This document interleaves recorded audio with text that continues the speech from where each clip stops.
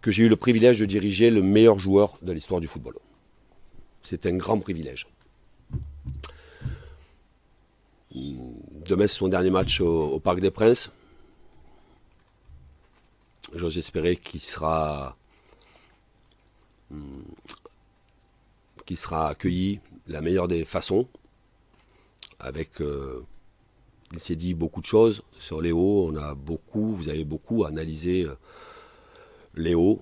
Et comme je vous ai dit, je crois que c'est la semaine dernière ou la semaine d'avant, je ne parlerai pas de sa première saison, mais qui était une saison où il fallait qu'il s'adapte automatiquement, puisque c'était la première fois qu'il sortait de Barcelone. Et que cette année, il a été un élément important,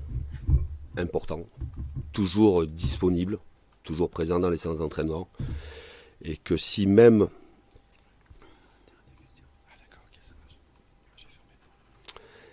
les remarques ou les critiques, que je trouve pas du tout justifiées, mais pas du tout justifiées, quand vous êtes dans une saison, quand vous avez 35 ans et dans une saison où il y a une Coupe du Monde au milieu et que vos stats à la sortie, elles sont à peu près de toute compétition confondue, hors Coupe du Monde, bien évidemment.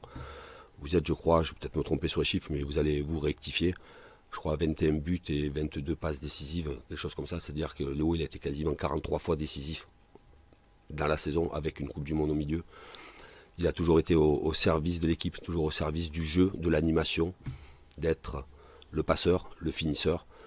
Et que, je le répète encore une fois, pour l'entraîneur que je suis, ça a été un grand privilège, non pas de l'entraîner, de l'accompagner tout au long de la saison.